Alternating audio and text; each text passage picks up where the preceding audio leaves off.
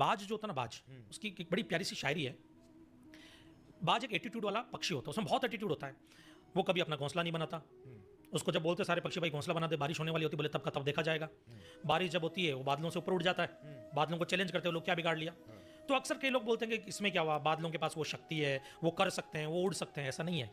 एक टाइम ऐसा भी आता है जब जो बाज होता है, ईगल होता है, उसके पंख भारी होने लग जाते हैं, उसके नाखून मुड़ने लगते हैं, उसकी चोंच मुड़ने लगती है, उड़ने में उसको दिक्कत आती है, बट वो अपना एटीट्यूड नहीं छोड़ता है। वो क्या करता है, पहाड़ की एक लंबी चोटी पे जाता है, वहाँ पर पहुँचने के बाद वो अपने पंखों को नोच नोच करके अलग कर देता है, उसके नए पंख आते हैं।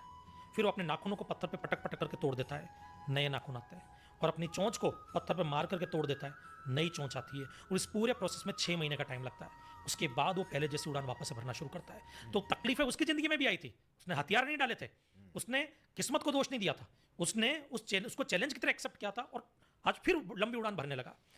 अब आपको जैसे कई लोग होते हैं जो ताने मारेंगे, सुनाएंगे, अरे तुमने ये नहीं किया, वो नहीं किया, तुमको ऐसा करना चाहिए था, ये तुमसे नहीं हो सकता, वो नहीं हो सकता। तो मैं आपको बात बोलूंगा कि बाज है ना, उससे कोई पक्षी पंगा नहीं लेता, बट कौवा जो होता है ना, वो क्या करता है, बाज के यहाँ पे ऊपर बैठ जाता है और उसको चोंच मारता है। तो बाज उस पर ध्यान ही नहीं देता, वो अपनी उड़ान पे फोकस रहता है। वो इतना ऊंचा उड़ जाता है कि ऊपर ऑक्सीजन की कमी आने लगती है, कौवे का दम घुटने लगता है, वो नीचे गिरता और मर जाता है। वैसे ही बाज बन जाओ, बोलने वाले बोलते रहेंगे, आप अपनी उड़ान पे फोकस करो, वो अपने आप साइड में हटते जाएंगे, आपको कुछ करने की जरूरत नहीं है। तो बाज के ऊपर एक शायरी है जो आप लोगों के लिए है, जो मैं सुनाना चाहूंगा यहाँ पर, कि बुलबुल के पीछे कभी बाज नहीं होते।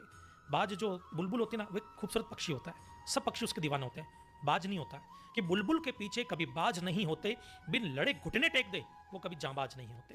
बुलबुल के पीछे कभी बाज नहीं होते, बिन लड़े घुटने टेक दे वो कभी जांबाज नहीं होते। दुनिया में आए हो तो सर उठा करके जीना दोस्तों, क्योंकि झुके हुए सरों पर कभी ताज नहीं होते।